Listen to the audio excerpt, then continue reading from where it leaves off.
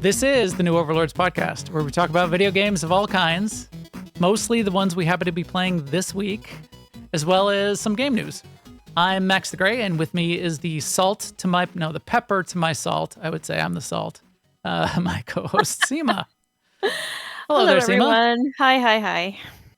And with us, joining us this week to talk about some fun stuff, especially survival games, is Corley again, who we've had before. Hey, Corley. Nick.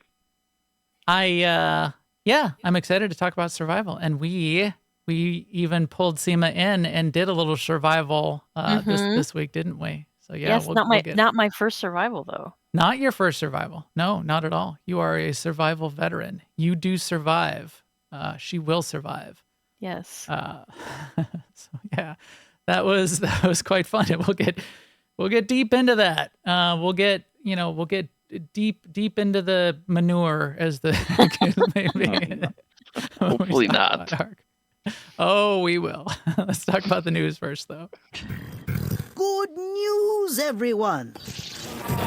I pulled this up in the news only because we did talk quite a bit about the Unity news, and John Riccitiello resigns. So the big debacle about how the Unity pricing change went out upset everyone. It upset the industry and was probably pretty damaging to Unity, at least in the short term.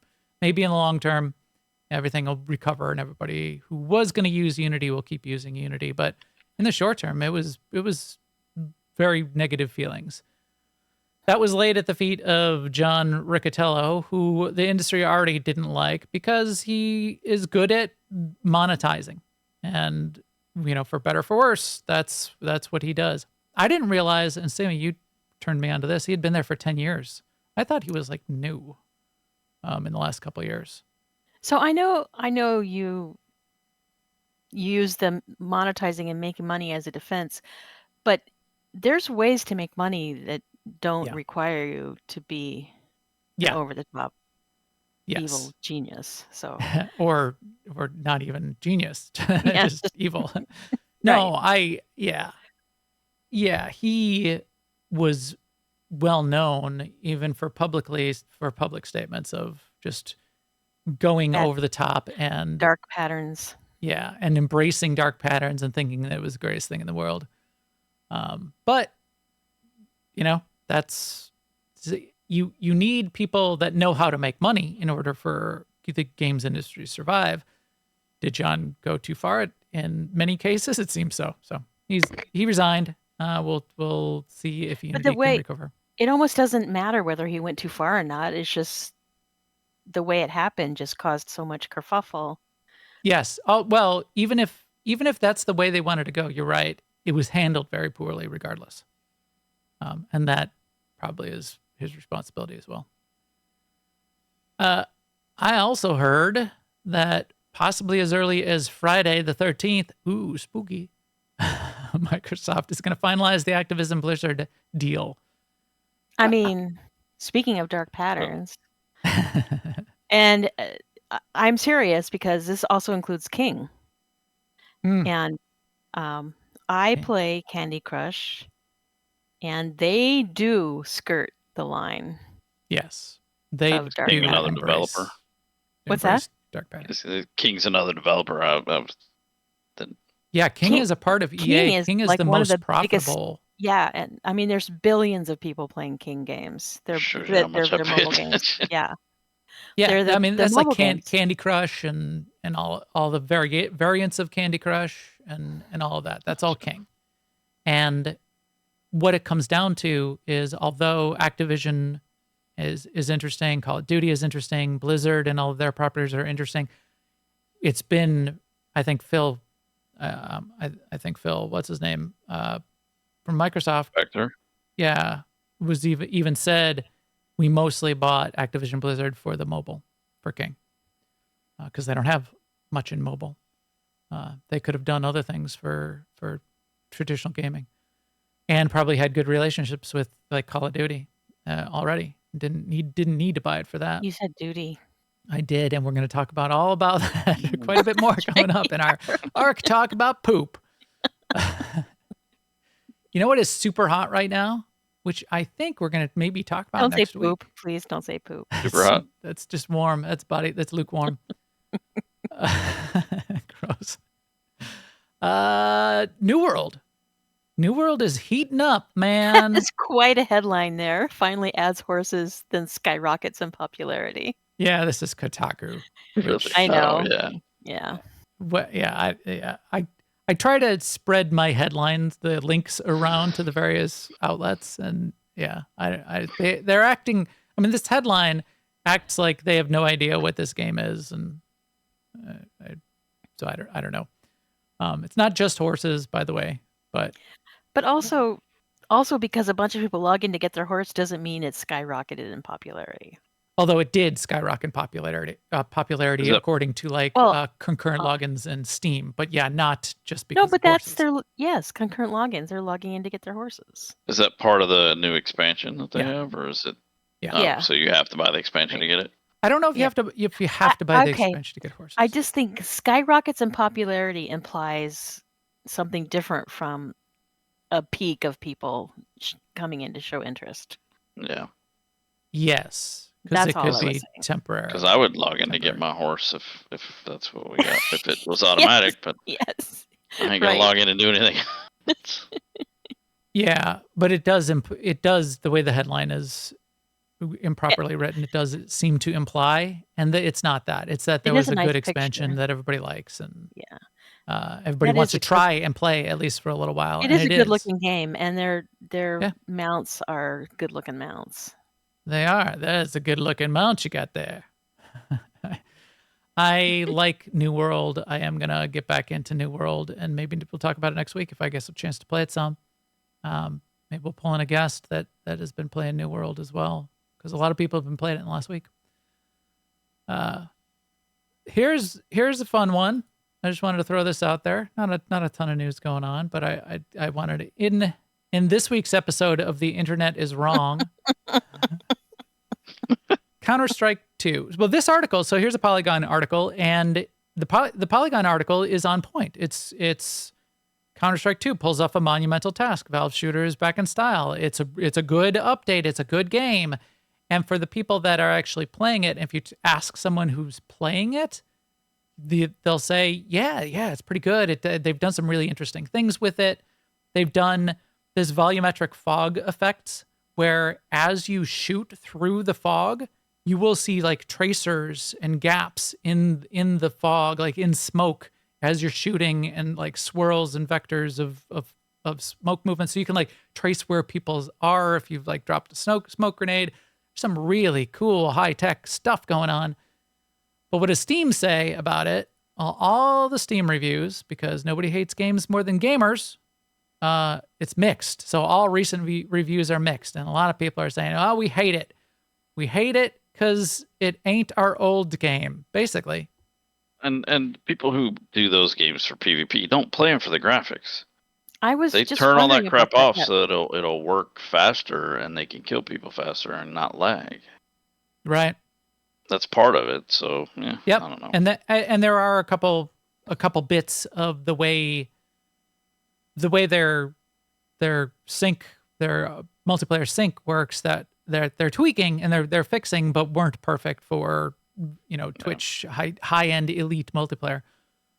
So fine, that's a valid criticism, but most of the criticism is, hey, it doesn't have every single map that the old game had, so I'm going to downvote it, and a lot of people just jumping on the bandwagon. That's what people do anyway. They if a game has a problem because it doesn't run on their machine, well, then it's a bad game. It's not because their machine's a piece of garbage. So yeah, well, I think it goes further, and I think this is another one of those instances where the hot takes are what get the views. The hot takes are what get the clicks. So all of the influencers, they'll embrace the hot take. No matter how good it is, they'll embrace the hot take because they'll get the engagement. Then all of their fans and everybody who's now sort of coming into the gaming industry, learning how to engage with the industry based on watching all of these influencers, they take that as the example of what you're supposed to do with every game that comes out. You're supposed to have a hot take. And it's so downvote. This is crap. See, I'm cool, just like my favorite influencer, because I like to crap on everything too. See, look at me. Notice me, senpai. I'm crapping on it also. Yeah, I don't understand the whole. I got these guys are influencers. I have to listen to these people. They're going to tell me, how to think, but then they complain. You can't tell me how to think about other things. So it's like, what the heck? Yeah, whatever. Mm-hmm. I don't understand it. Right. And it's wrong. So they're wrong. So from all accounts, they've done some really cool things in Counter-Strike 2, and we look forward to seeing more. I mean, that's just like, what was it? Well, Diablo 4, everybody, like you were talking about. Yeah. Last week, and then I haven't bought it. I haven't played it, so I don't know. But we don't need to go into that. Real people, non-gamers, they're liking Starfield, and in fact, they don't encounter these points of view either. I was at my block party, and there was a bunch of people who play games. Neighbors of mine. I'm like, oh, you play games? What are you playing? And they'll like name things, and then I said, oh yeah, I'm playing some Starfield. They're like, oh, isn't that the one that's getting advertised like on all this stuff? I'm like, yeah, that's it. And so I don't know. I don't watch TV, so it's only gamers that hate games. Regular people just like play stuff and like it, or just play a little bit of it, or don't play it so much. But they don't hate anything. Only gamers hate the games. Yeah. Speaking of it is weird, yeah. Speaking of another thing that gamers like and hate, gamers also love to hate modern MMOs. Back in the old days, the MMOs were so much better, blah, blah, blah.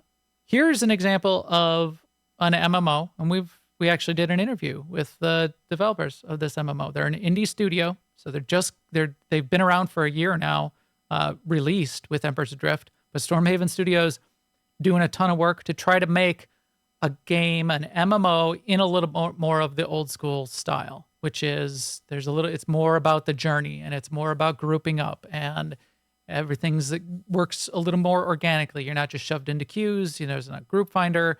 There's not fast leveling. It's not all about racing to end game. So they're trying hard to make that into a game. Nobody's paying much attention, because although gamers love to hate things, they don't like to like things either. So here's a game that sort of answers addresses the negatives that the MMO gamers pose in the form. That's exactly. Yeah. What was the game? Embers Adrift. Oh, Embers Adrift. Okay, yeah. Yeah, and I played it, and I liked it. I thought it was kind of cool. It's definitely indie and early in its development cycle. I kind of stopped. I fell off and stopped playing it because I'm not an old school MMO aficionado. I don't love when it takes 10 years to level up, and I have trouble when a game requires groups to do anything interesting, because that's not the way I play games anymore. Not that I think not anymore. Yeah. Yeah, not that I think Embers Adrift is doing it wrong. It's great, and it's answering a question that a lot of people are saying of how they want things to work. Yeah, so Forster's mentioning WoW Classic. WoW Classic does okay, again, because it's a very it's got a lot of member berries. I think it's a lot of nostalgia with Classic. But it's also a game that people like. Wait. I cannot let that go. I know. Every week you say it's just a bunch of nostalgia, but neither one of you play it. So that's what it was for you.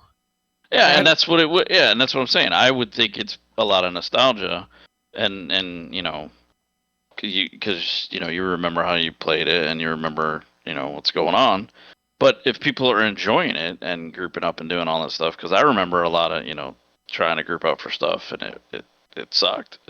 Because you couldn't find groups because nobody wanted to do anything. They just added Group Finder, or about to. And yeah.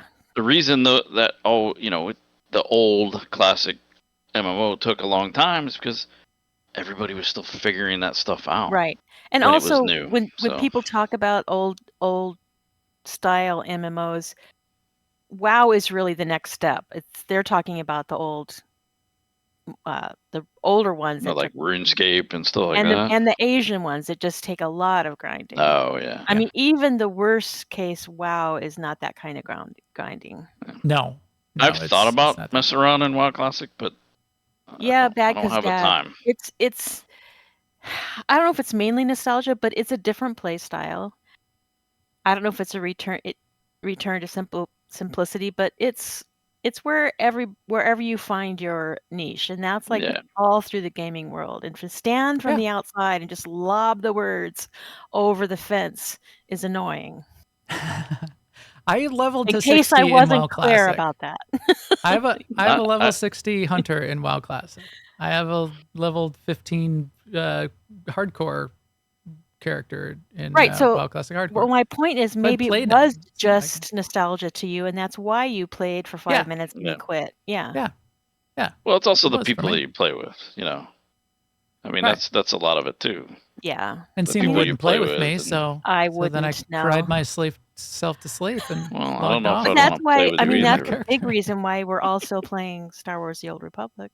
That is, speaking of, there's a little Star Wars: The Old Republic news in the news this week too. Yeah. Good transition, Sema. But if you call it out, if you point to it like that, it spoils it. So sorry. Yeah, and having being nostalgic about something, I'm not saying it's a bad thing, or that's the only reason people play. Right? No, and it's not the only reason. I mean, old school RuneScape still exists and is a very popular, by all accounts, MMO now 20 years later, because there is something there to the simpler, to the way those games are formed. Let's say it's not even simpler, because there's plenty of complexity in WoW as well. Right, and that game that we were playing or talking about earlier today, that game is also very simple but it has a lot going for it too. So I think there is, like Badcast Dad said in chat, there is a kind of call of the simplicity. And I wouldn't call WoW Classic necessarily simple, because you have to do a lot of different things to sort of move yourself forward. Yeah. But yeah. You know what else is great about Classic that I compare to retail is it sounds like this doesn't make sense, but it's not as much of a job as current retail is. Interesting. Because current all retail, the different systems and stuff. Yes, it's getting there, because like now we're in Wrath, and now we've got like we've got extra currencies we've never had before. So you kind of have to get on the bandwagon to get enough currency to get the gear, blah blah blah blah blah. But like in retail, there's events happening at certain times of day. So there's like FOMO, and then there's dailies and weeklies and currencies to gather up and points to assign here and there. And if you miss a day, then you're behind a day. Yeah, and it is a job at that point.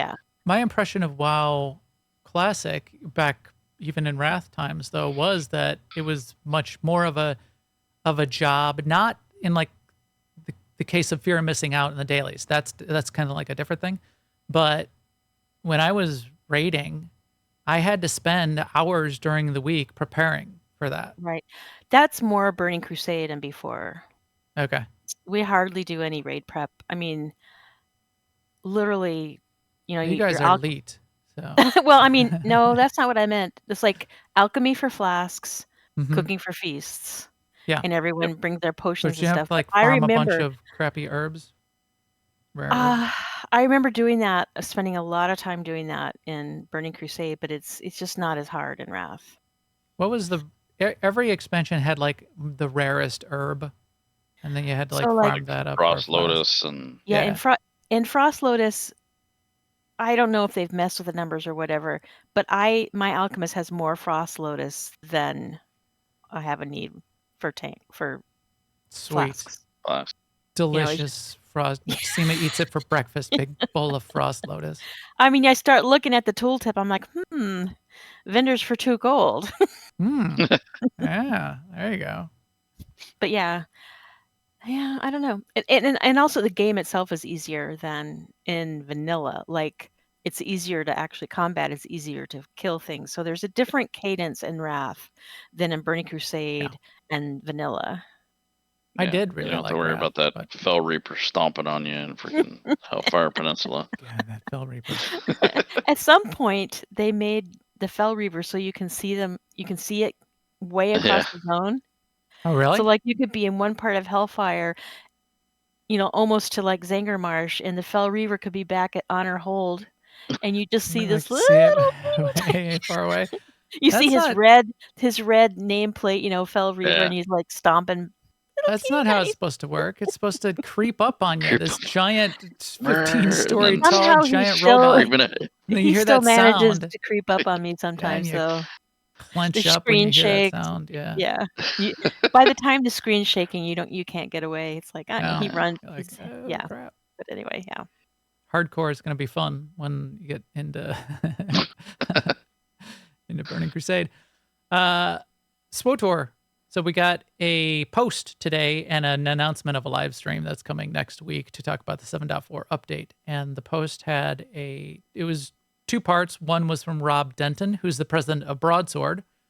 And he talked a little bit, and he's done a similar post before, just mentioning that he had worked on Star Wars The Old Republic back in the launch days times. He was with EA back then.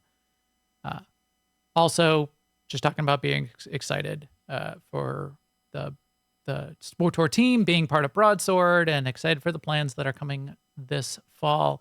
And then Keith had his couple paragraphs that said, yeah, we're quite excited. We've been working on a bunch of stuff. We haven't seen a bunch of the stuff that they were working on, but behind the scenes, I think they finished getting all of the servers into Amazon Web Services. So all the servers are now in the cloud, which allows them to do a whole bunch of new things. So their infrastructure's all locked down and ready to go. And then the content updates for 7.4 are, I think, what they're going to be talking about on the 18th and their live stream. So we'll be waiting for that with bated breath. What is the 18th? Is that what day of the week is that? Wednesday. That is a Wednesday. So we should hear about it before we podcast next week, and we can talk about it. Because it's at 1:30 their time, which is your time. Yep. All right. So that's good. That's good for the news. Quick note of thanks to everyone. This podcast is brought to you by everybody listening and everybody here in our chat room. We really appreciate everyone's support with your comments in our Discord, all the social networks, or just subscribing on iTunes and YouTube. That's a big deal for us. Big thanks to the chat room who are here during our live recordings. We're kind of settling down on 5 p.m. Central on Wednesdays now. And I think that's going to sort of be the new target. It will shift a bit as we bring in guests or we get busy or whatever the case. But that seems to be working out. We chat with that chat room before, during, and after the show, which is super fun. And you all out there listening can get all the links to all the ways to join and subscribe at newoverlords.com, of course. This podcast is also brought to you by the Alea Iacta Est gaming community. That's our big family-friendly gaming group where Sema and I and Corley all play. Corley is another leader of our Star Wars The Old Republic stuff in particular, but everything in general. All of our MMO guilds live there. All of our teams playing side games live there, especially our Star Wars The Old Republic guild on Starforge. And you can join by going to AIE at aie-guild.org, and there's a Discord link. That's the best place to get to us. All right. Who out there, because we did it if you already heard it in the pre-show and you know the answer, don't say it, but who out there recognizes this? I struggled for a long time with surviving. And no matter what, you keep finding something to fight for. Anybody recognize that? No, I know. As Sema also said, at first I was afraid, I was petrified. Sema, were you afraid? But by the way, that's Last of Us. If people were wondering, that's Joel from Last of Us talking to Ellie. Ellie, I've been surviving. I did not actually play all the way through Last of Us, either of them. So, but they're good characters. It's good content, And I was looking for somebody talking about surviving. In fact, that's how I wrote it in my notes. Surviving. So we did a little survival. We have played, all three of us have played Corborn in the beta in particular together. But in order to do a little homework for the show this week, Corley and I play survival games all the time, but we wanted to show Sema a survival game. So we all grouped up and spun up a server and jumped into ARK Survival Evolved, which is one of my favorite of the survival genre. I'm a big fan of ARK. Because I like the dinos. I like the dinosaurs. So, Sema, what are your first impressions of ARK? Well, I liked the way we did it, which was I logged in and then someone gave me clothes. That's my favorite way to start a survival. Well, you don't start completely naked. You at least have like underwear. Not like on. Rust. Yeah. I've got a screenshot of Rust coming up. Did you see the compies that just ate me? Yep. When it was like level. Yep. Level I liked that almost right away we could tame those dodo birds. I'm not sure I like the process that you have to like punch the dodo until it passes out, and then you force feed it something, and then it's your slave. No, it's so thankful that you stopped it's so punching thankful it. that I punched it out. It's thankful that you stopped punching it. Well, as I told you, you could get like trank darts, which is the more humane way to do it, I think, later on. But until you do that, yeah, you can get like a club and you can bludgeon them. Oh, this Bronto is just like walking around our little area, and he whacks you with his tail. Look, he's gonna smack me with his tail, and I'm gonna go flying into the water. But yeah, we got the dodos, and then we set them up so that they would date each other and lay eggs. Right? That's right. Well, but you didn't say why the Bronto kicked you into the water. Yeah, because you kept punching it in the face. I threw a spear at it. Threw a spirit. I'm like, what are you doing? It's gonna come stomp on us, which it did. And we ended up killing it later on. But. Yeah, we did. I shot it with arrows. Shot it full of arrows. I had to shoot like 100 arrows into it before it would die. Or as we say, you arrowed it. I arrowed it. Oh, there's me punching a tree. Did you like punching the trees? So there's a great web series that Viva La Dirt League has put together where they lampoon survival games. It's a spoof on survival games. And they start with like punching the trees and trying to break rocks and trying to put a rock and a stick together to make a hatchet. ARK, that's what you do. You start on a beach, you got to pick up some rocks, and you pick up rocks and you punch a tree, and then you get wood and a rock, and you make a hatchet. And each thing you make unlocks more points to get more recipes, and then you can craft those recipes. Some recipes require crafting tables and that kind of thing. So I like that kind of progression. That to me is the core of a survival game that I really like. You sort of start with nothing. There's Sema running around naked. This is all us early naked, except for Corley, who cheated and jumped ahead and made himself some armor earlier in the day. Yeah, well, I had to figure out how to play the game because I hadn't played it before.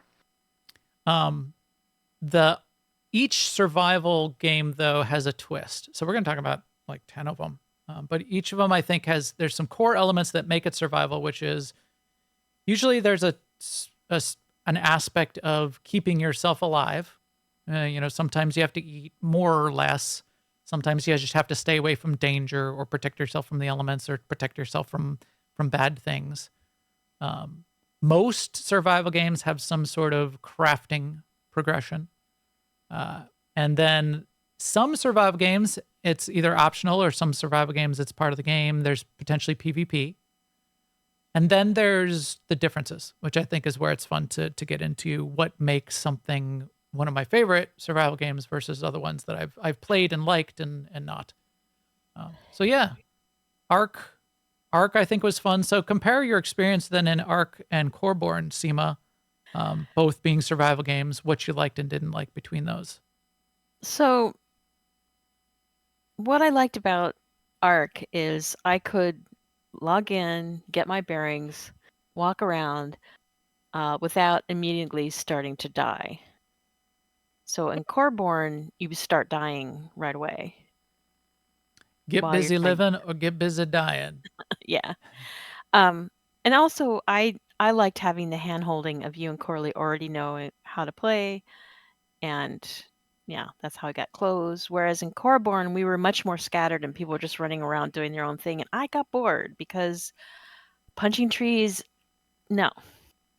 I think I Yeah. lost the love of punching trees or just gathering as an activity when we played what was that game? That was EverQuest Landmark. Oh, Landmark. Oh, Yeah. yeah. Well, Right. yeah. Yeah, I thought I was going to love that game because gathering was one of my favorite parts of MMOs, and Landmark was all gathering and building, but I got bored right away in Landmark, and I think that was like a watershed for me. So now all the tree punching and the rock punching and collecting of things. I don't know, I have to be a little bit more invested before that's compelling. And but I did have more fun in ARK because I didn't feel like, oh, now what? Because you Right. guys were telling me what. Right. And we Well, were that telling you turned to gathering up and all that stuff. Like you put multipliers on all that stuff on this server, right? I did on this Yes. one. We were getting Yeah. so much stuff. And we were getting a lot of XP for everything too. Yeah, that's true. Yeah, we were rocking up in levels. I did advance a bunch of that, but you do advance in most survival games. You advance very quickly in the early levels. Yeah. So, Well, see, Um, yeah, but in ARK, that actually that leveling up process, it kind of I didn't like it because it was too fast. Well, no, not because it's too fast, but you had to pick stuff to you had to pick what you were gonna improve, and I just You had to It- allocate it stats, and you interrupted- had to. and Yeah. it interrupted the game. Now that was probably because you had it turned up so high. Yeah. You know, I did have it cranked up quite a bit for Yeah. one. For two, when it slows down, that progression and it Yeah. feeling good when you unlock new recipes and things like that, that's more reasonable. Well, the recipes I was fine with, It was but the it was stats. the other. Yeah, it was have to mess with stats, and then oh crap, I can't pick this up because I'm encumbered. I can't move. Yeah, that kind of Right. turned me off. Well, the encumbrance. I will be right. interested to You didn't see like the what. encumbrance. Yeah, I will see what. It will be interesting to see what the remaster looks like, because these graphics are kind of dated. But Yep. hey, that's Yeah, part of they're the game, definitely. whatever. And the animations are dated, and it is a Yeah. little bit janky from that perspective. The Yeah. twist that I really like in ARK is the dinos.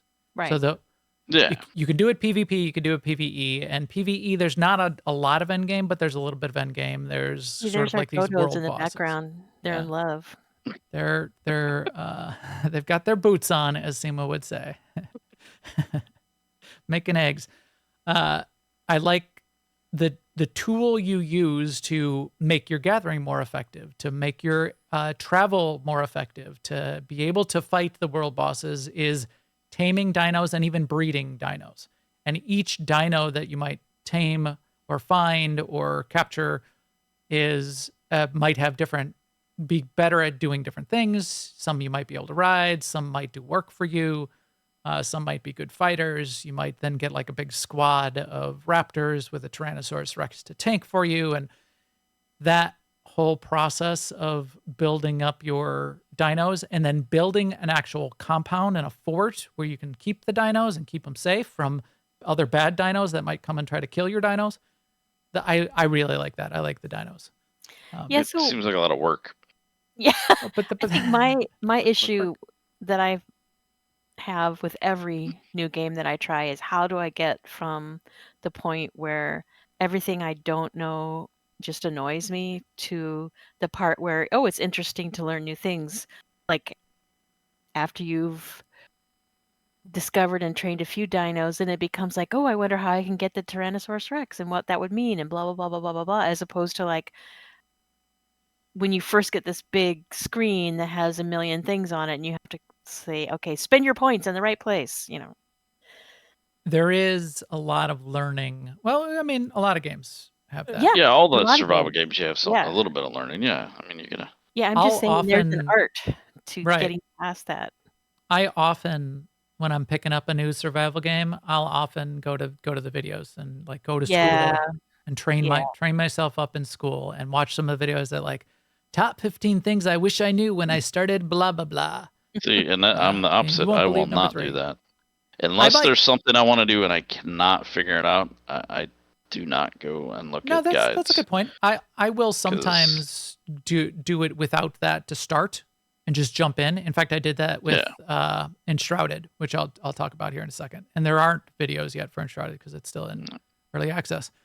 And I'll have fun doing that. But then if I actually want to get into it and get into the, find out what the end of the game is, what makes it fun, how do I get that Tyrannosaurus Rex, I'll do that, and then it opens up a whole bunch more of the game in a lot of times.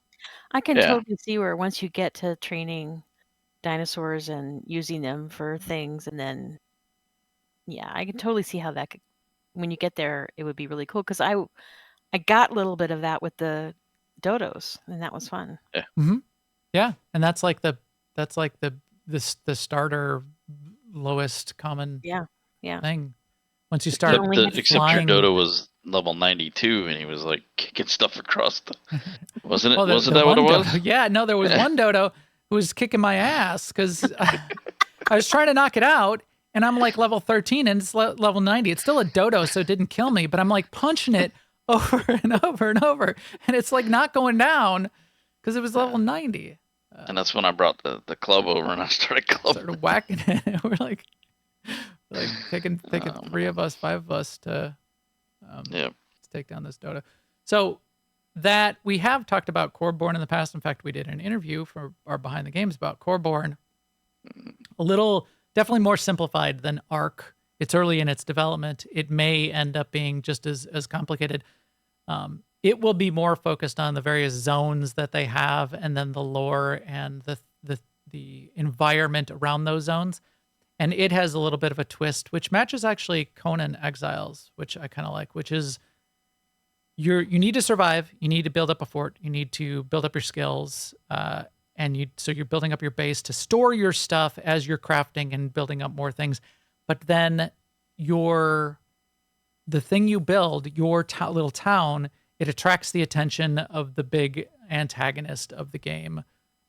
What's the big antagonist name? It's something. It's like Sargoth. That's his name. Sargoth. Yeah, I don't. It's like it's basically like a Sauron fiery eye. Anyway, Sargoth hates that you're settling these areas of the outside the core of the ultra core, and will send his minions to go attack your town.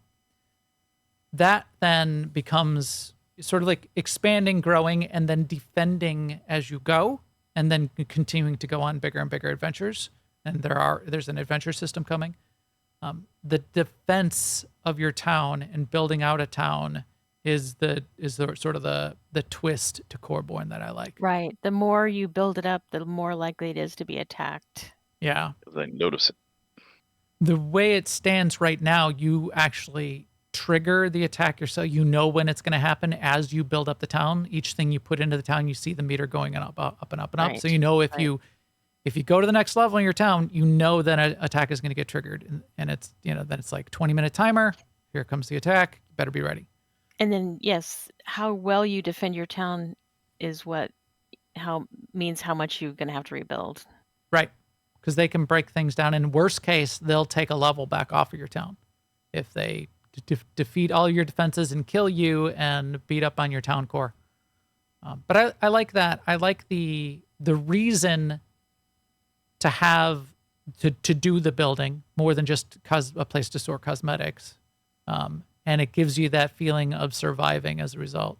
The other thing I like about Coreborn is their philosophy that other players you should always see them as a potential ally. There's no right. There's no PvP in that game. There's no right? PvP, but there's no encroaching on each other's lands, or there's only advantages to doing things together. Yeah. Which is interesting. A lot of the survival games actually survive on PvP being an element, a component of their game. Which is funny because that's the one aspect of the survival games that I don't really like. I don't like it either. I don't like it. I So don't want people stealing my crap. It's like yes, not only that, but it's like a distraction too. Like if you're in the middle of, Yeah. you got a little project going here, you're gathering this so you can build that, and then you have to stop and like fend off your neighbor. Or you lose everything because they overwhelm you and take everything. yeah, they blow up they blow through your walls. And we'll talk about Rust in just a second. Let me talk about Conan Exiles first, because that matches with this invasion idea of Coreborn, which I really like. Corley, have you played Conan Exiles? I did for 20 minutes maybe, just to learn that it's a lot like ARK with, you got levels and you got all this stuff, and I kept getting killed because it's got NPCs, and I had no idea what I was doing. So yeah. I played it a lot. I basically played it to its end game of. Yeah, in fact, it even has expansions now. You built a big, huge fortress. It's and very stuff. cool looking. I did. I built a huge fortress. What you have there is an advanced form of the invasions. So it's also PvP if you want. We had a no PvP server going on. And that's a big part of Conan, is a big part of ARK, the PvP community. I played the PvE version, and what you do there is you have much less control over of triggering the invasions, and the invasions are much more aggressive and I would say tougher than what Coreborns are, and they're bigger and they take longer. So it might be like a half-hour battle as you build up your whole cities and stuff, I guess, huh? Right. So you might build a city, or you're just going to build a fortress or whatever. But then, once you might have like 5 people playing on a server, and each person has their little fortress that they've built. Once anyone's thermometer of invasion gets high enough, a random invasion will spawn across anyone who's met the threshold, and only one spawns at a time. So you can go and help other people if you want. But the mobs and the AI is a little more serious about pathing and trying to break down your walls and kill you. But in that, in the AI and the format of how you're building your fortress, because it's set up so it accounts for that, you can focus a lot on defenses. You can have defensive NPCs that you set up that are guarding your walls and shooting arrows down at the mobs that are coming to invade you, the NPCs that are coming to invade you. You can have different types of traps on the walls, and you can strengthen the outer walls, and you can set up paths for where they're going to, when they're going to spawn. You can build your base up on the top of a pedestal, so that, so you have more of a path to defend and more of a path to fight them as they're coming up towards your build. So there's a lot of almost like strategic tower defense that's built into it that way.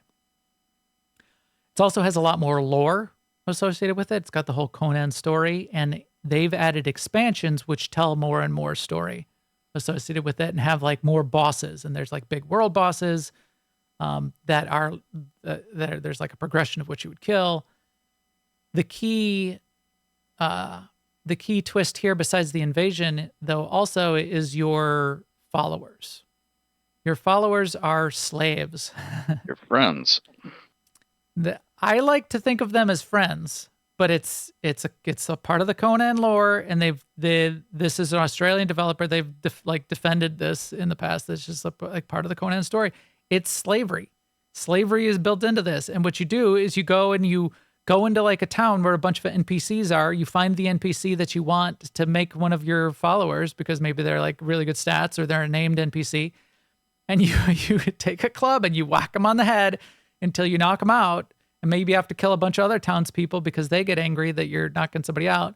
And then you wrap a rope around their legs and you drag them behind your horse back to your town.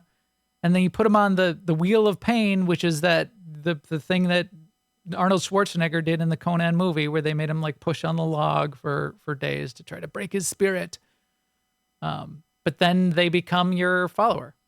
And then you can like have them team up with you and fight with you, or stand in guard, or maybe they're a crafting NPC and they work they're a blacksmith. So you give them a blacksmith table and they do all this blacksmith stuff, but it's kind of distasteful.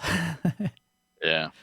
So that's made it kind of rough. I had to do a little headcanoning of myself. I didn't like, so my idea was that I was rescuing them, which I don't know why they didn't build that into the game. The opening cinematic is Conan finds you in the desert, tied to a post, left for dead. He cuts you down and gives you a weapon and says, go survive. Why couldn't I go find other NPCs and like rescue them and make them part of my team? Why did Usually they have banging to somebody over the embrace head that? with a club isn't rescuing? No. So, but still, I did very much This is like, edgier. yeah. They're also trying to say that mechanic is like part of the Conan world, and it would be weird to like not have it. Well, and that's what they say. Right. I Yeah. don't know if I buy that completely. It is. It's a game. You can do what you want. You can do whatever you want. But they added magic, so it even gets a little bit worse. If you want to be a magic, you have to do like blood sacrifice and cut the hearts out of your enemies and use those as crafting ingredients and things like that. They were all bad. Those guys are bad. So that's Conan, but that invasion aspect is what I like, the connection between that. And What Bloodborne. we're watching now, this trailer, is that what the gameplay looks like also? Yeah. Mm-hmm. It is pretty amazing looking. Yeah, it is. It is quite good. It's more modern, definitely, than ARK. It plays quite a bit better, and the graphics are better. I don't think I have any video of me playing it in game. I didn't have time to record it. But yeah, I really liked my big fortress that I built. Had this big giant map table that was like 50 feet across, which had like a map of the world. And then as you discovered like teleport locations, you could use that map table in your fort to fast travel across the map, and a bunch of cool stuff like that. A bunch of magic. But so this gets me to that PvP versus non-PvP. Here we go. Yeah. Rust. So I know you play. This is your number one survival game, right, Corley? Well, it's my number one. It's just the one I'm most familiar with, and I like it because I know how to play it, and I like the building and the stuff that they added to it. As far as you can build your base, and you can have like electricity now, and you can build. You can have cars. Horses, and it is pretty nice looking. Yeah, the graphics have been they've improved them and they're always, every month they release some type of update. So that early on, I guess their tech didn't support servers having a lot of stuff on them, so they instituted this monthly wipe thing where the server will be reset. Any server you're on, their official servers would be reset every month, and you start fresh. They've done some stuff with adding blueprints for things. They had different ways so you would be able to craft stuff. In the beginning, you could craft anything from the start, as long as you had the material and stuff. And as you're seeing in this you have different levels of building material. Yeah, you start out with wood, stone, and then metal, and then you can do armored. And each one is stronger because you're going to have people come and attack you. But late in the last few years, they've actually added a lot of PvE stuff with NPCs. Like there's NPC scientists roaming around in areas. The ship that you saw, the cargo ship you saw is a big event. That's like, you have to actually go out into the ocean either and they've added helicopters and stuff now that you can fly. So you can fly out there, and they have Why is it called Rust? Is it because that's the just what the they called it. dilapidated Yeah, look of it, or- a lot of so when it first started out, it was nothing. It was basically an island, and you built stuff on the island, and you survived. That's what it was. And I guess that's just the name they picked for it. It has no story whatsoever. There's no story. So if you're looking for story, this is not a game to play except the story that you make for yourself while you're playing it. But there are they call them monuments they're basically areas on the island that have buildings, like points of interest and NPC POIs, points of interest. Yeah, like there's they call it because you can get loot from those where you can learn, and then you can reverse engineer stuff so you can craft it. And that's how you learn stuff. That's how you learn. Well, actually, no, they have a tech tree now, so now you can spend scrap to unlock stuff, but you have to unlock it linearly. You can't skip a bunch of stuff to get the thing at the bottom of the tree. And if you're on a server with a team, and it's not so bad when it's PvP with a team, but I like playing it by myself. Yeah. And because it's that lone survivor, post-apocalyptic kind of thing, so it's just the building is neat and stuff like that. So it is, and that's why I liked it. So me and Vale played on like a mostly private server. Yeah. And I was fine with it. I liked it. I liked just the survive and progress and unlock the tech and build a house. The end game of Rust, and this is what I'll ask you about in a second, is I think is just it's PvP. And because there's no yes. I mean, you could go after the monuments, but you clear the monuments a couple times and you just get materials, but it's for PvP. Yeah. The problem I have with these kind of games and them being PvP focused is the players will streamline everything that they do to sort of like ruin the feel of the world. Yeah. Like this base right here. Yeah, this building. Yeah.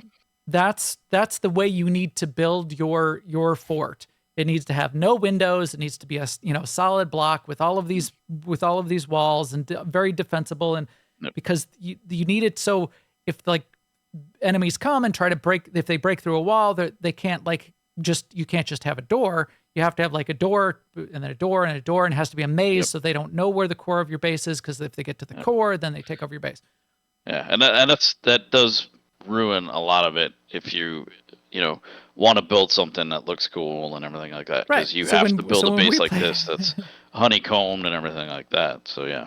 So when we played, we built cool bases, and I had like a log. It was like a split level log cabin house, and I had like a garden outside, and you can't do that on a PvP server. No, you can't.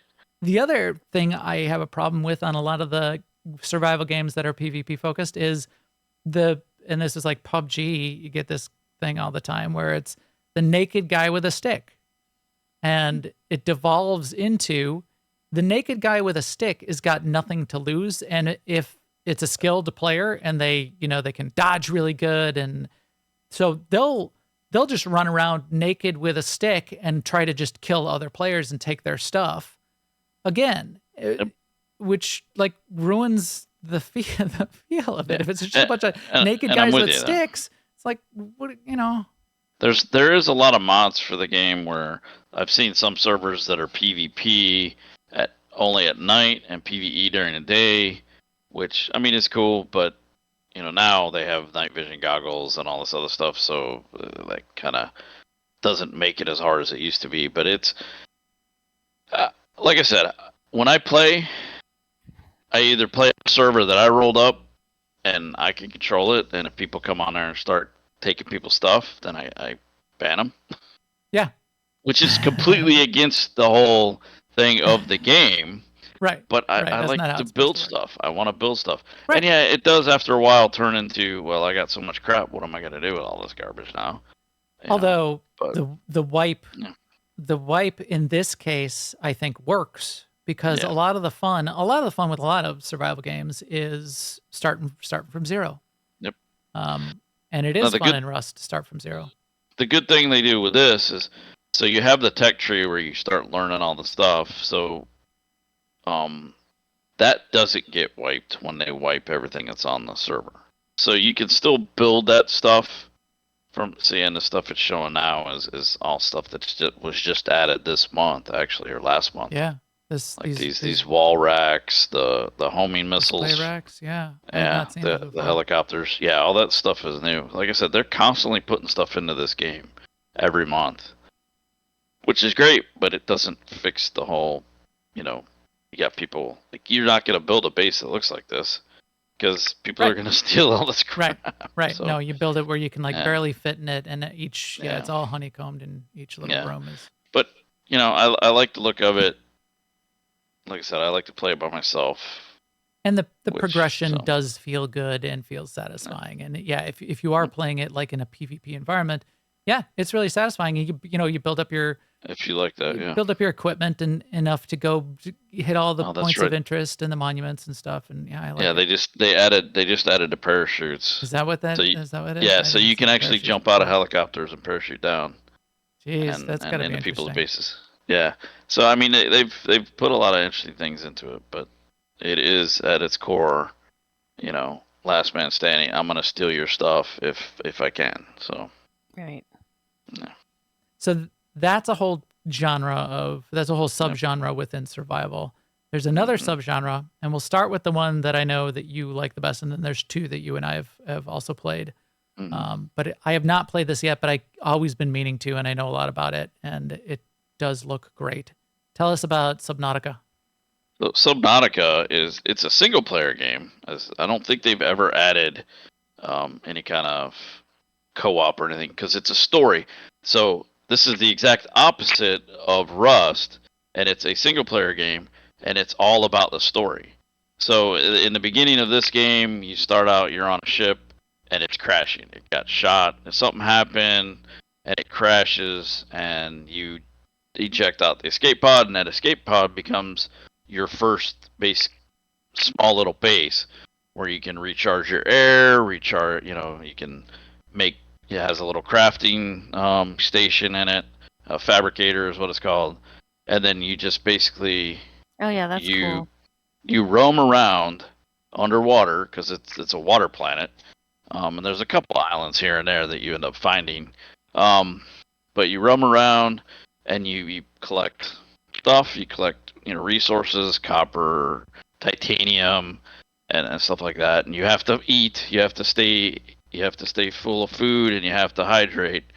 Which on a saltwater planet, that's saltwater ocean, it's kind of hard to stay.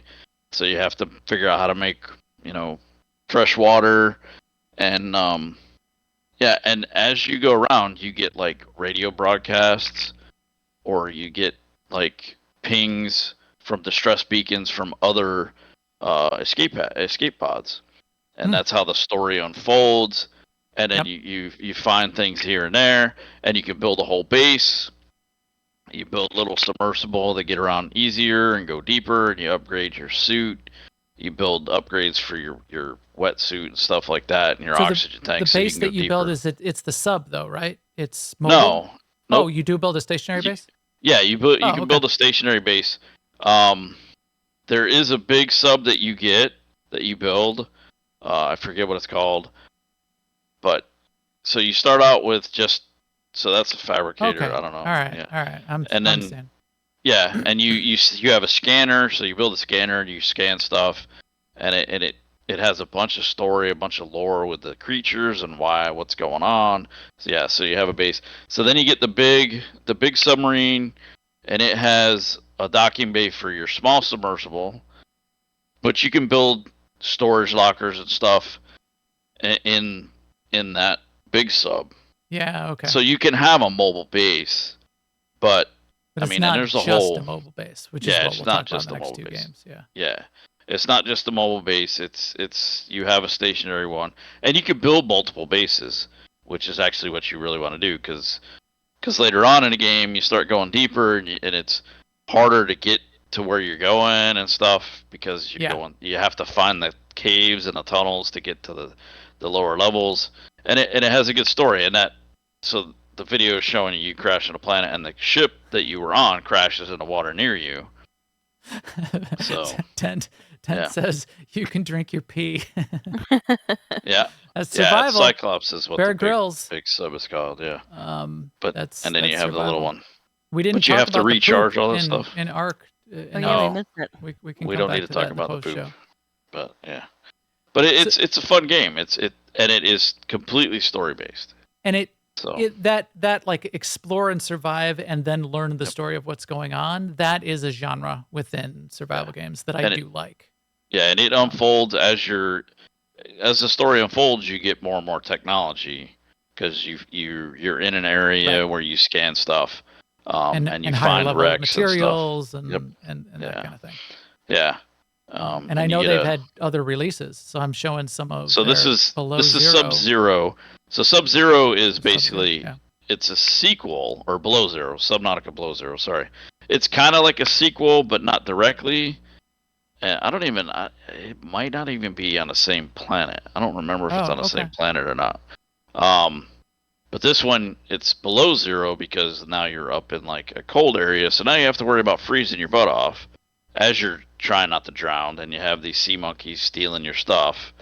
I just saw that he stole the scanner. Yeah, but later on they help you out, so it's pretty funny. It is the same planet. Okay, Dent says it's the same planet. I couldn't remember. But yeah, and this one has a story. This one was still in development when I played it, so I don't think they hadn't had the whole story in it yet. Got it. But yeah, you do some overland stuff on this one also, where you're on land. So on there's some a islands. tiny bit of story like that you uncover in ARK and in the ARK expansions, but not as much as this, and not as much as the next two that we'll talk about, which I like. But yeah, this one, these two right here, the Subnautica ones, are all single player, story based. It's almost like an adventure survival kind of game, is what it is. Yeah. Yep. So you and I both played this one, Raft, which is also adventure survival and story. And I could not stay alive in this game. Well, because the shark, which you could turn off the shark, actually. I turned off the shark. It took me forever to figure out how to purify water and actually make it work. And I kept starving to death and dehydrating. So I did finally get a little bit farther, but I need to jump back into it. I haven't jumped into it. So I probably got about halfway through even like the story, and did get pretty far, and I had motors on my raft at that point.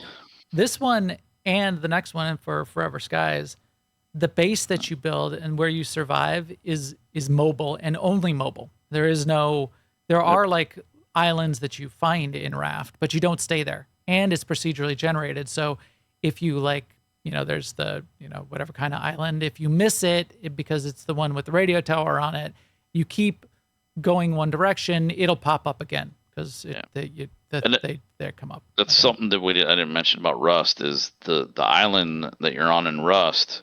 Oh, that's is right. procedurally generated also. So it's a little bit different every time. It's completely different every time, but you have a seed, and then you also have you can set the world size, and I think it goes up to like 6,000 by 6,000 whatever units it is, and they are procedurally generated. So, but yeah, I haven't. I want to play this one, but I think one of my kids gave this to me for Christmas one year when it was on sale, and this one was it's finally done, right? Was on when I first started playing. It was still early access. Yeah, it's complete now, which is cool. In fact, they kind of released it in chapters. It's an indie team. They did a really good job with the core concept, and then wrapped a story around it after they had like the core concept. In fact, I think they might have been like a university team that build the base idea of you're on a raft and you're like building it up. And this one is co-op. There's no PvP. This one you can have people. A few players, no PvP. Of course, 4 I think is the max. And you're all on the same raft. You're working together. Yep. Which I think that would be interesting. Yeah.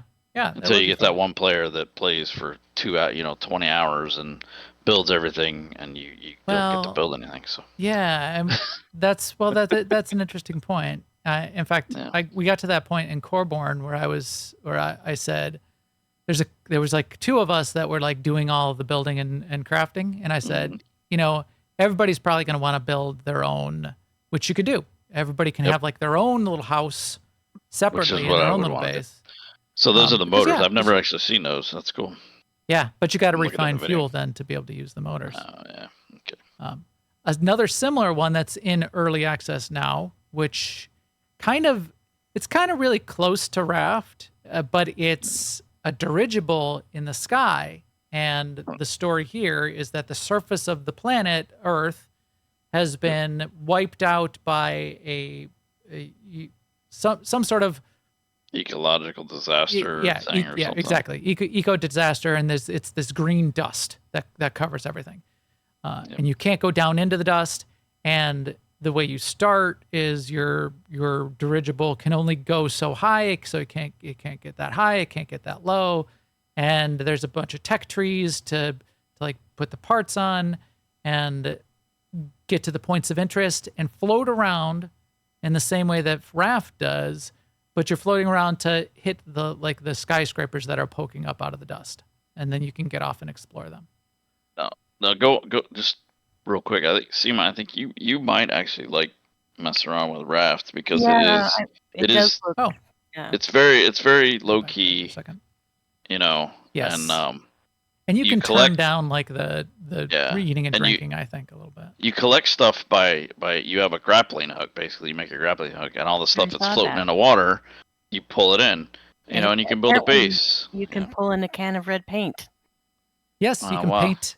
Yeah, you can paint up your raft, and you can make it multiple floors, and you can put little gardens and in stuff. fact, a lot of it you probably have to craft. But it has a lot of people on the raft too. I have goats on my raft, and I milk the goats for milk. And you can get the seagulls, you can get the eggs and stuff. I have chickens. Yeah, I have chickens on my raft too. Yeah, but it's but the shark. Yeah. The shark is the biggest enemy besides surviving. Dying of hunger and thirst. That is the only enemy that you have besides yourself. So yeah. But all right. right. I shut off the shark.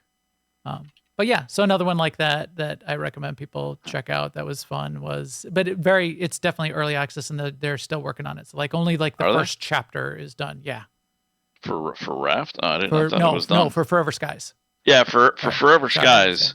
Yep. No, Forever Skies is. I like that because it's like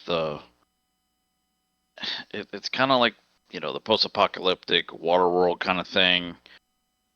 Yeah, you're not in a boat, but you're floating around, and I still have to finish because I got to the science center which is this underground area that the video is showing now, and I'm still trying to figure out what I got to get down there. Then you're like 5 minutes, 10 minutes from finishing. I'm sure I'm but close, it is a puzzle. You got to like figure out. Yeah, you got to do a couple figured things. Out yet. But yeah, I have I like this game. Yeah, I'm a little more interested tech, to see a little where more they go. Sci-fi, and I liked it too, and a little more puzzly than.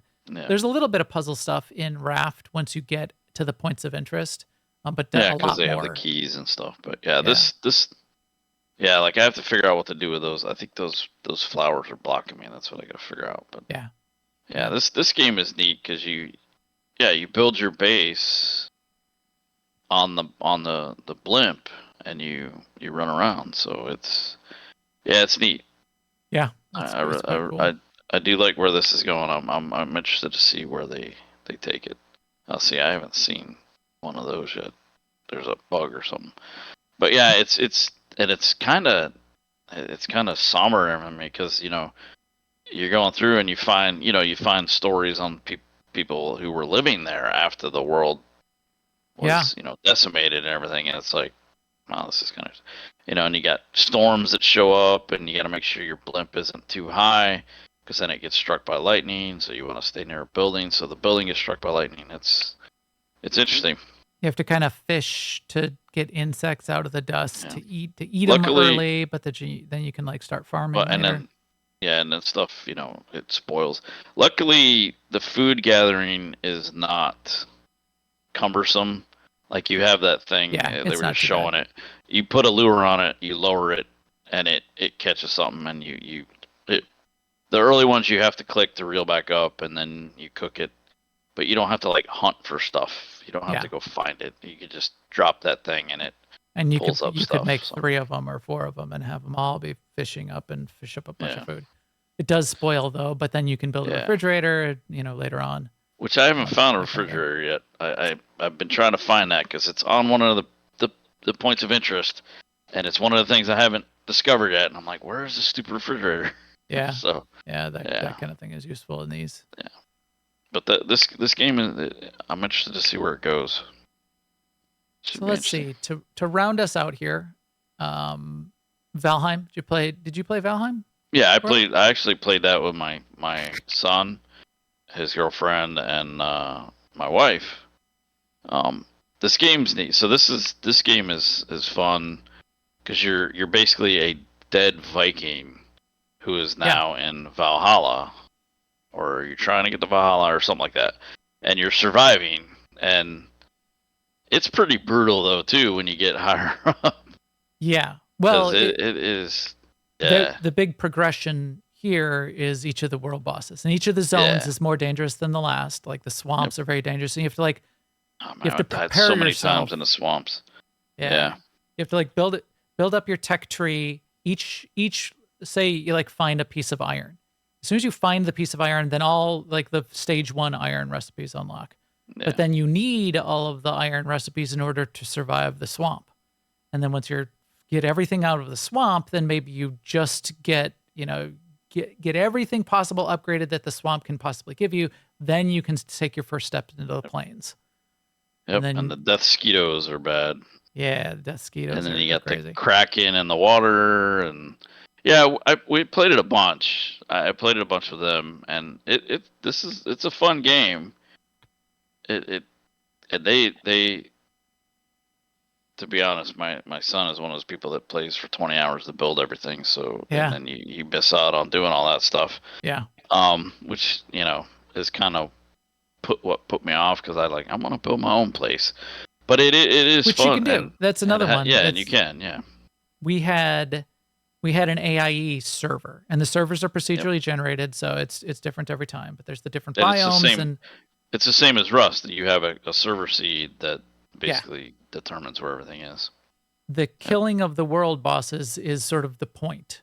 There's and you get each of their heads and you put them on the standing stones, and that's kind of proving your entry into Valhalla or whatever. And every once in a while you'll see Thor in the sky. That doesn't really do anything, but I think at night that's when the skeletons. It's kind of like Minecraft, where the skeletons come out at night and they try to start attacking your stuff. Or is that any time?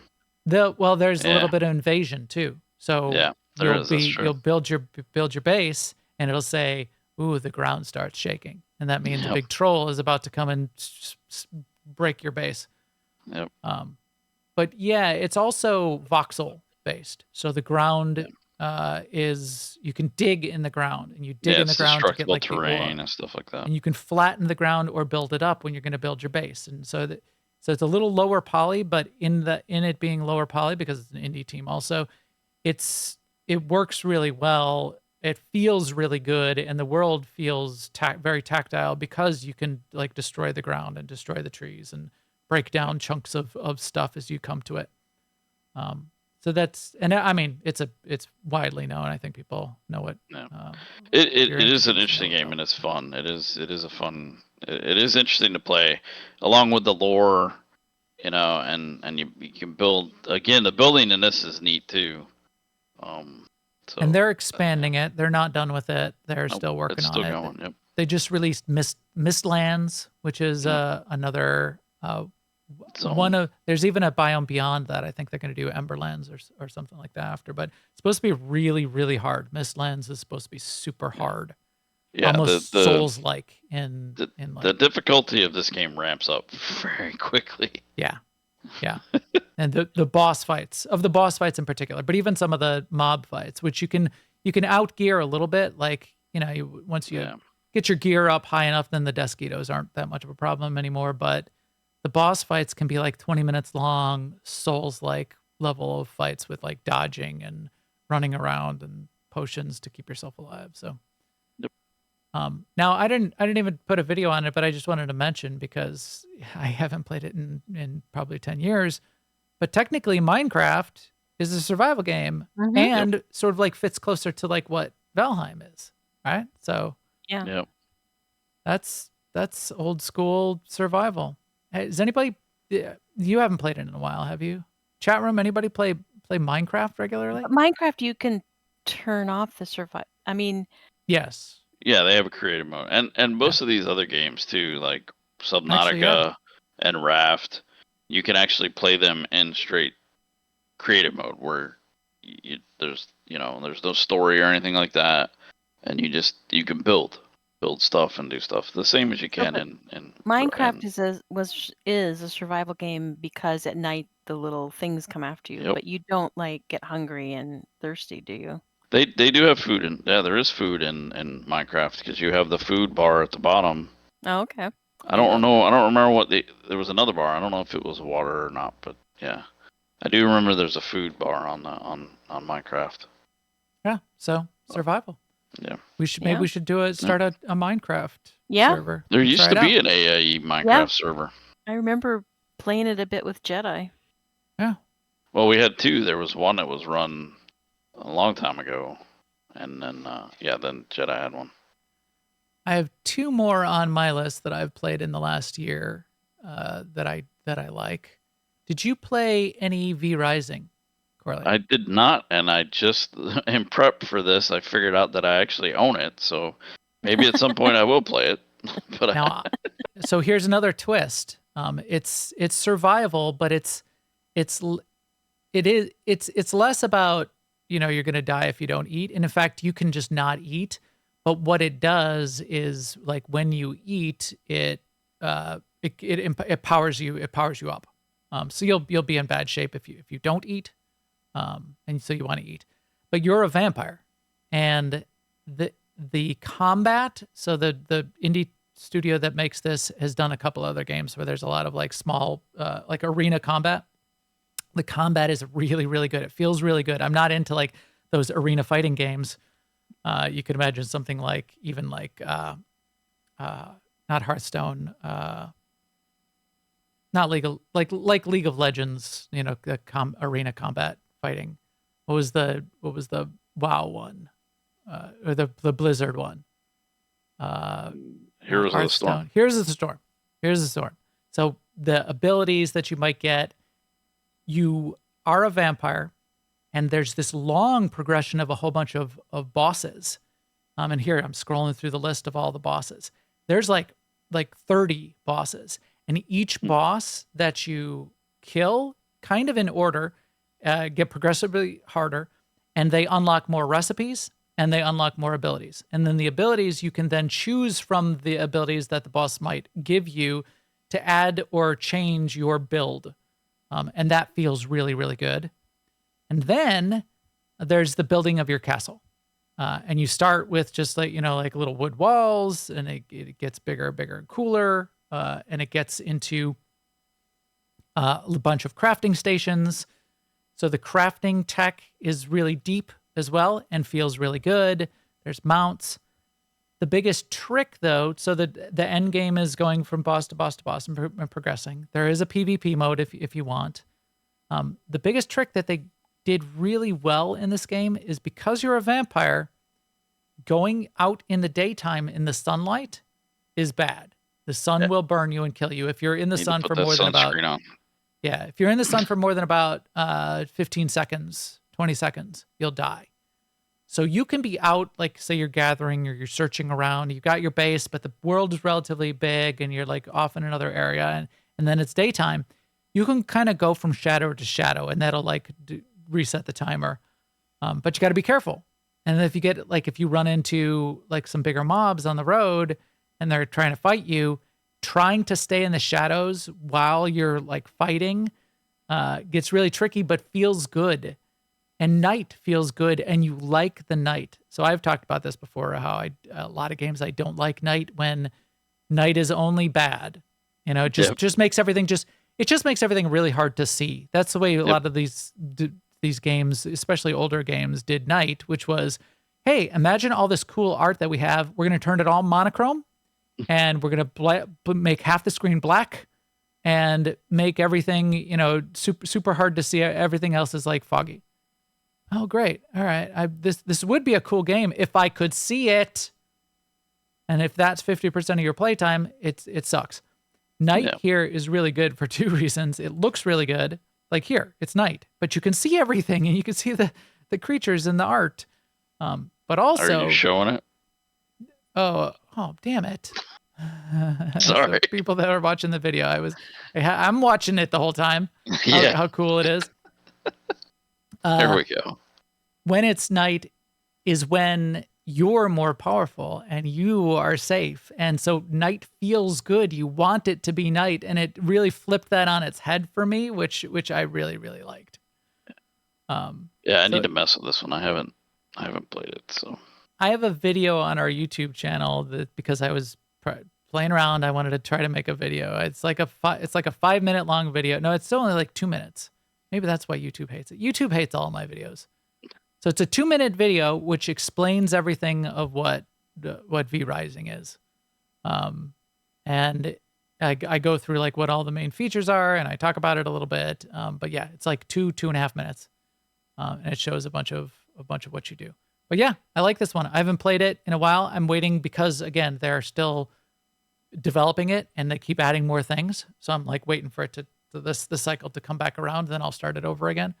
But it's great to play with friends too, because you can help each other kill the bosses. You can trade resources. You still might each want to build your own castle because that's fun. And you get horses and mounts and all that kind of thing. But it's a really good one, and it's done really well. And it's one of the rare cases where the combat is really, really good and feels really good, and the builds you can make and the abilities that you can get. And it's not a first-person one; it's a top-down kind of like three-quarters view, top-down kind of thing. Yeah, because a lot of the survival games, the combat is actually kind of crappy. It's fine. I mean, it's fine for what it is. Like ARK, you're like just whacking people, whack it, run away, for Conan. Whack it. Yeah, Conan. I'm okay with that. I don't want to dodge and jump around and have telegrams. Telegraphs. Telegrams. Telegrams. Dash. Sema uses telegrams. Yeah. I'm going to stab you. Stop. And then I'm going to dodge. Stop. See here. But yeah, it's you could be like a magic user and like casting spells and stuff too. And it's not a lot of abilities. You only slot like 5 of them on your bar. So it's not like MMO where there's like 30 abilities. Yeah. But so it doesn't have to be complicated. I didn't mean to make it seem like it's complicated. It's just not as much. It's not as simple as you have a stick and you poke the giant dinosaur with a stick. Stop poking the dinosaur, Corley. You're gonna get us all killed. I would say I only did it once, but no, I didn't. And then the last kind that I wanted to bring up, because I had a little bit of fun with it, and there's a couple of these. There's 2 actually that are pretty close. One is called Small Land, which is done by an indie studio, and the other one is Grounded. So people may have played either Small Land or Grounded, where you are mini and the world is big. In Grounded, you're just a little person who got shrunk. You're little kids, and you're running around in the backyard. In Small World, it's still Earth, but you're like a little bug person. And both of them are good. And I think Grounded is more polished. Who does Grounded? I think Grounded might even be EA. I didn't play Grounded. I ended up playing. Yeah, Grounded is very much Honey, I Shrunk the Kids. But both of them are quite good. And Grounded is definitely more polished and very highly rated. Obsidian. It's Grounded, and it's published by Xbox Game Studios. Okay. And then Smallland is an indie studio, so it's early in their development, but also quite got a lot of promise. And you do get that cool feel of you're a small person and the blades of grass are interesting, and you harvest a blade of grass and use it as like roofing material and that kind of stuff. You tame different mounts in Smallland, so you're like you can ride the gecko or ride the spider. You get wings, so you can like that's cool. Traverse the map, and then you build your base. You go up to the top of these trees, and there's only maybe 20 of these trees on the whole map. But you go up, you have to, the very first one, you have to go all the way to the top of the tree, sort of like a jumping puzzle to get to the top of the tree. You build your base. Then, anytime you want to move your base, you can go to any one of the other trees, and it will sort of like suck your whole base and drop it onto the new tree. So you can move your base around the map that way, which is kind of nice. And there is a multiplayer, and you can then also take your base and drop it on your friend's map and play together in your friend's map. Which that is unique. That's interesting. Yeah. So actually, Rust is implementing something that's kind of like it, not moving your base, but they are implementing for the official servers. They call it like a Nexus system or something, where you can actually go between servers. Oh, okay. Interesting. All that means is you're going to go there and steal people's stuff and take it back to yours, but because it is very. But that's and ARK that's a long way off, though. Yeah. ARK has the pylons, and those are connections between servers, and you can only take. So that must be kind of where they're going with it. Yeah, probably. You can only take a limited, like everything you can carry, and like up to 15 of your dinos, to a pylon and transport to another server. Yeah. So there are a couple games survival games that I completely forgot about. There's one called Don't Starve. Yeah. And that's an interesting game. It's almost like a 2D painted, drawn. Yeah. Like a 3D world, but it's 2D painted. It's kind of interesting. That one, you have to survive the night. One, you have to not starve, but you also have to survive the night. Again, night being bad because you can't see anything. But you have to build a fire and keep it burning all night so that the monsters don't come in and kill you. And and there's a lot to that game too. And it is a well-rated game, definitely. Yep. And there's a single-player version, and there's a Don't Starve Together is a multiplayer version where you can, it's a co-op multiplayer version. And you've played it?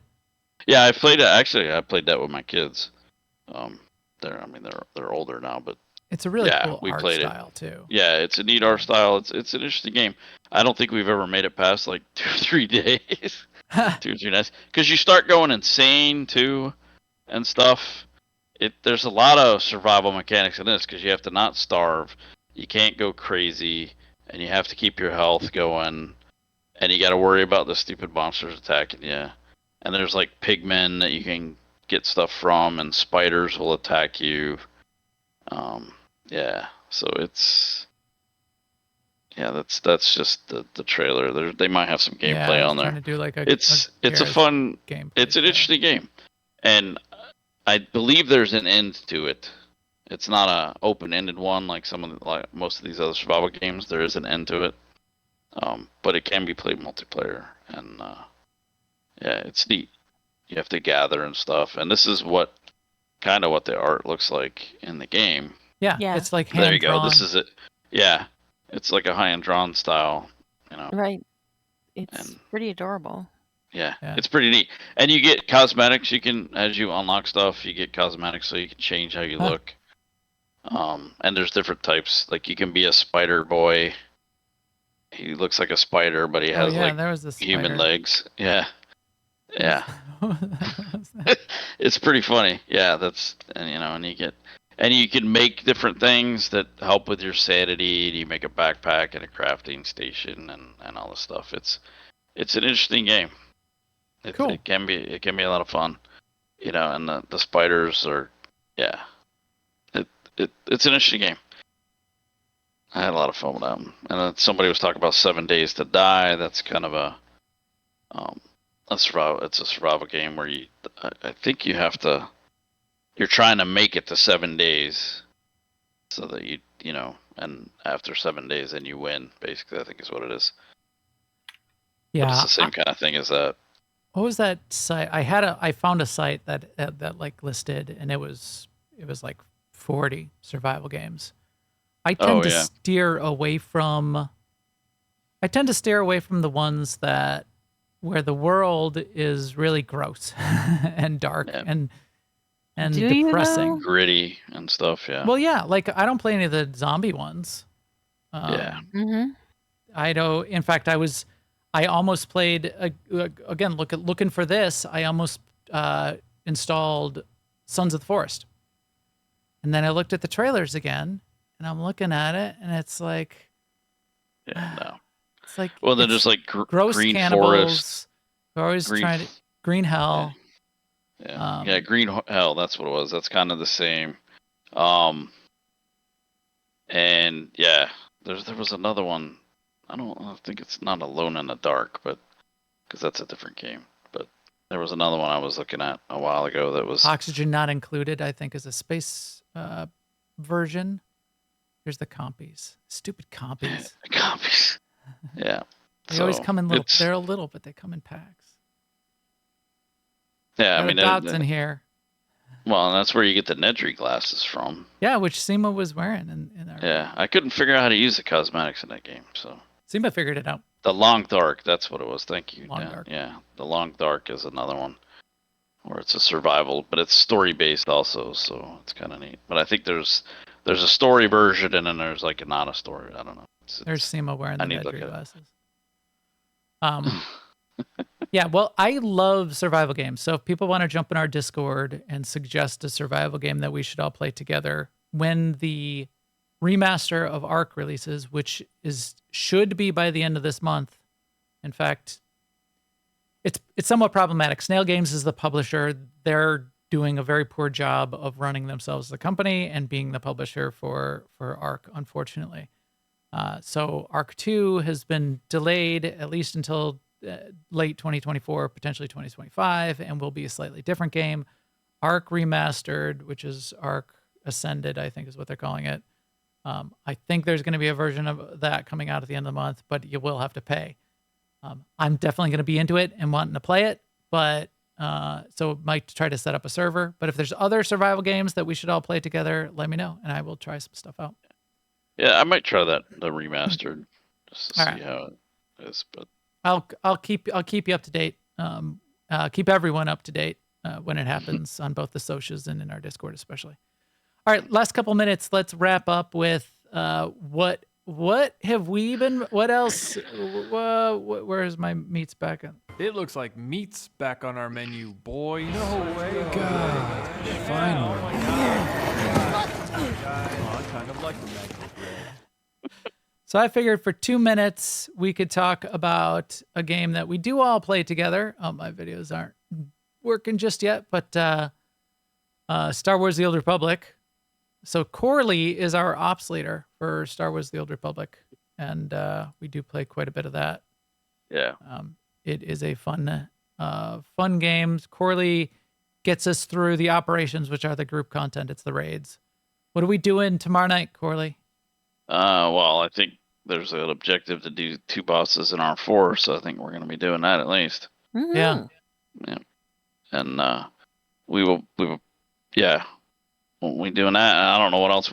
Maybe Sparks of War for some people who might have missed it. On Tuesday that we did MFN. So, but we'll see. Oh, or we could do another Feast of Prosperity world boss. Or 2 bosses in R4 might take us 2 hours. Yeah, I think we'll be all right. We can get 2 bosses. It was the 3rd boss that was giving us problems. It's Kevin, the Nyrot boss. Sweet Nyrot. So yeah, Star Wars still been going fun. I'm interested to see what they say next week for 7. Yeah, that will be interesting to see what they're going to talk about. Yeah, I'm hoping they give us a little bit of maybe tease some stuff that's coming. besides 7.4. Yeah. Now that they're in their new studio and stuff, but Yeah. So we'll see. They've got time to organize a little bit. Yeah, I would like them to talk more about what's coming next and what's coming beyond 7.4 that will have the broadsword SWTOR flavor on it. Yeah. 7.3 and 7.4 was it was still BioWare already in the works. roadmap. Yeah, Yeah. exactly. So that'd be interesting. What have you been doing in Star Wars: The Old Republic, Sema? You said you finished. Did we talk about that last week? You finished the stories. Yeah, I think we Yeah, did. I finished the stories. I went back to Runic this week to do some. I want to work on my rep there because I have some decorations in my inventory that I cannot use. Didn't get very far, but that's what I've been working on there. And that's an objective this week. Runic is a lot like Corellia. Until you learn how the map works, you get lost and you can't figure out where anything is. It's a little bit easier to get around when you unlock the jump pads, and that's the trick. Yeah. That helps a lot. Yeah, or definitely. It should help a lot. Yeah. That's the next thing I'm going to unlock. Yes. Yeah, I've been doing the same thing. I did enough to make sure I'm getting 7 objectives done for the Battle Pass, the Galactic Season, each week. This week I ran 2 flashpoints already. I ran Shrine of Silence, which was fun. That's the newest flashpoint that's been added to the game. The one in Boss. Yeah. Which is cool. And then I just did a quick run of Battle of Ilum.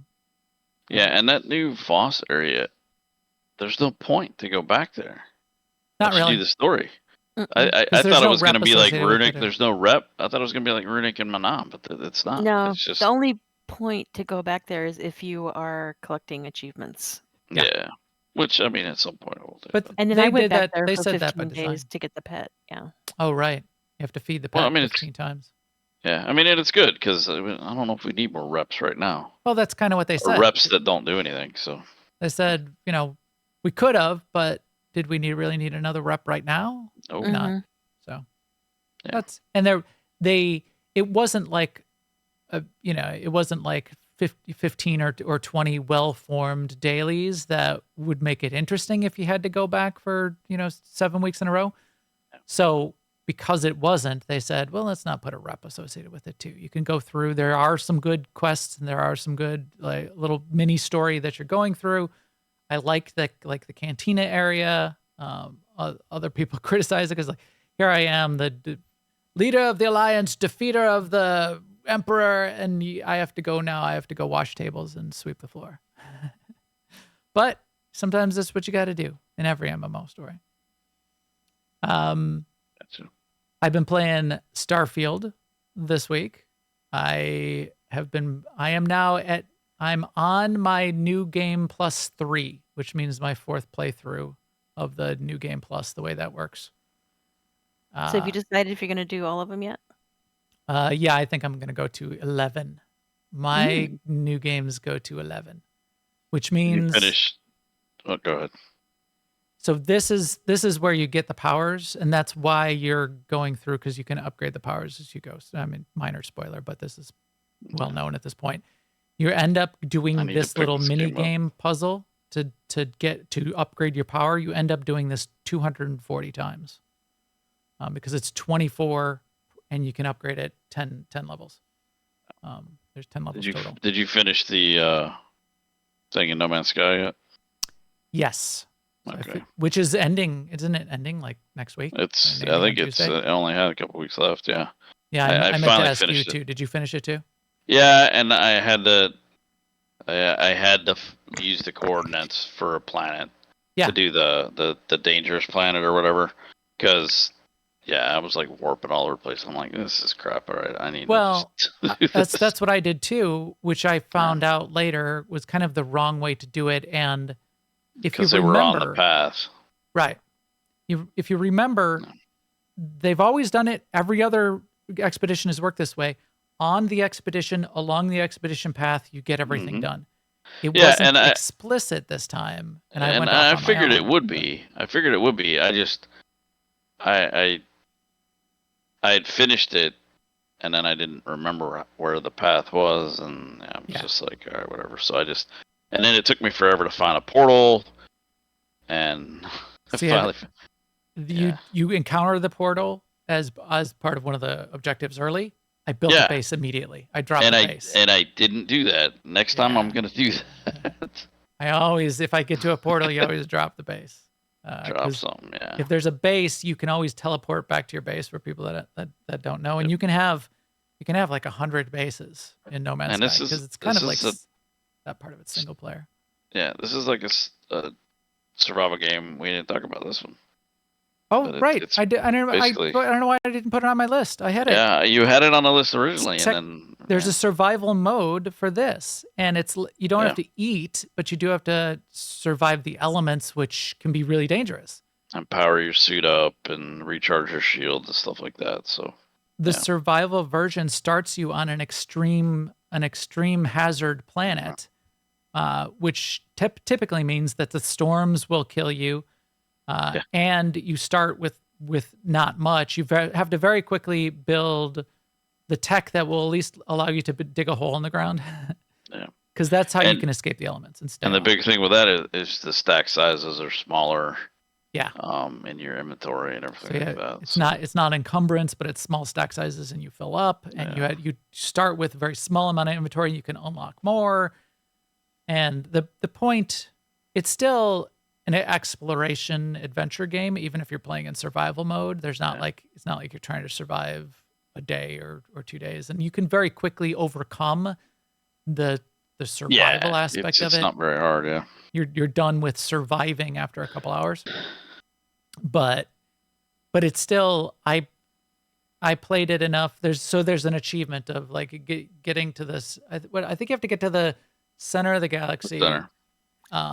In survival mode to get like one of the end game achievements. The whole thing also with survival is you only have one life. It's like WoW hardcore. Yes. If you die, you die. Right. And you don't get to transfer the guy to a different server.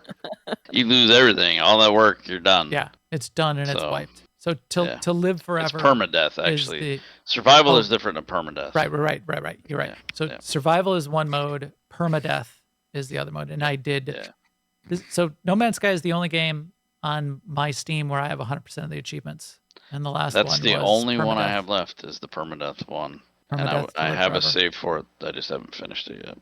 If you finish the Artemis quest line, it takes you to the center of the galaxy. So that's the end. Yeah. But you do need to not die. Yeah. And that's what I'm working on now. I just haven't finished it yet because I've been doing the expeditions. So. Yeah. No, Zen, you don't get the tech to dig a hole is not a shovel. It's a terrain manipulator beam, manipulator tractor beam, because the surface of the planets is kind of voxel based for No Man's Sky as well. It's cool. Yeah. A shovel. That is tech. That's survival tech right there. I was actually out in the garage before the show. And I wondered if this is one of the reasons I like survival games is I like camping. I've been camping in years, but I still have camping equipment in the garage. I was a Boy Scout. I got my survival merit badge. I survived in the woods. I built shelters out of sticks. And I used to do this for fun because my family would go to Wisconsin and I would build a shelter out of sticks and I would sleep in it out in the woods. I was trying to find some of my survival equipment so I could bring it here and put it on the desk, but I didn't. I had a couple things, but I didn't have my hatchet. I don't know where I put it. Because if I didn't have my hatchet, then I wasn't gonna bring like a lantern, and I had a knife. I was gonna bring my big knife, but I was wondering are you a camper? You're a camper, right, Corley? Oh yeah, I went through Boy Scouts. I was all the way up through Boy Scouts. I like camping. I haven't done it in a while. I mean, I did take my son. So I wonder if there's like a bit of that, which is why, also makes like the survival games. Yeah, interesting. probably. What about you, Sema? You big Well, I'm an camper? army brat, and a lot of army brats never camped. But there's a slightly different spin with. I mean, you can still have like all of the. Well,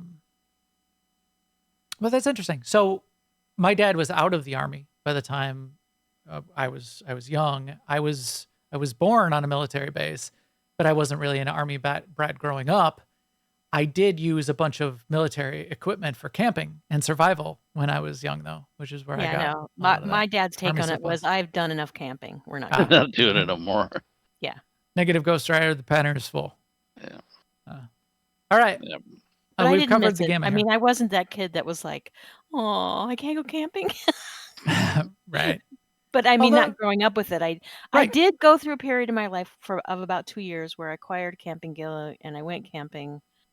But I just got over it. It's so much work. It's a lot It of can work. be. Yeah, it And can a lot be. of the work is after you come home. Like when you Yes. You just gotta clean wanna, everything up. yeah, right. And Yeah. then it's just like housework.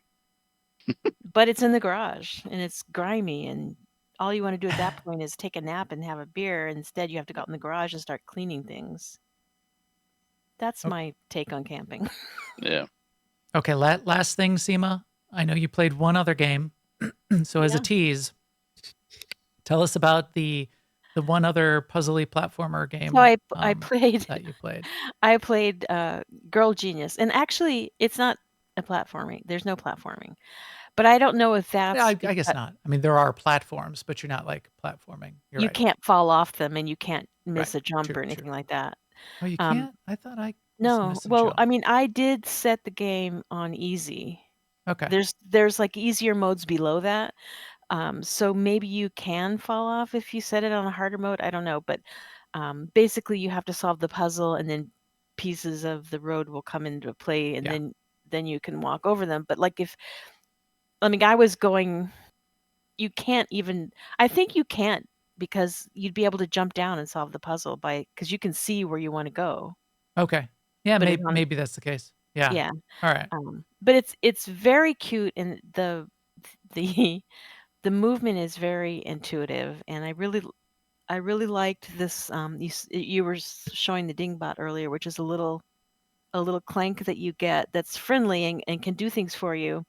But in the game, you basically become the Dingbot, and then you can go in places that are too small for your character to go. And the character you're playing is Agatha, and she's the girl genius. She's an inventor. She has the spark, as they say. Yes. And she's got a very endearing personality. And her goal in this game with her giant wrench is to subdue this castle that's basically her birthright, or at least there's someone else who claims the birthright also. So we don't Yes. know, as players, we don't know who's right yet. But it's based on a webcomic that started in the early 2000s. Yeah. So it's basically an IP game, but it is very, I don't know, smooth. I liked it And why did you play it? Because we did an interview. Because we did an interview this morning with the studio, and we're gonna have the interview on our feed this week. Yes, Don't you remember we did that's that? why I played it. Well, I mean, also because it was something to play. So I played it at PAX West, mentioned it, and then because I tweeted about it and mentioned it, I got connected between the dev and the team, and decided that we would do a sort of a behind the games style interview. So that we recorded that interview this morning. I got to get it edited up. It'll go out on the feed, so keep an eye on that, and we'll talk about it on the podcast next week too. But yeah, It has things to collect, and there's a level of crafting too. I didn't get that far, but as you go through the castle, you collect resources. So I'm assuming that you're going to do something with them. but it's a very small indie team that has done such a faithful rendition of the webcomic, which is it's like one award-winning webcomic that's been around for 20 years. Such a faithful rendition of it that they've it's worth taking a look at, or just at And least looking at the videos and playing the free demo. one of If you know the webcomic especially.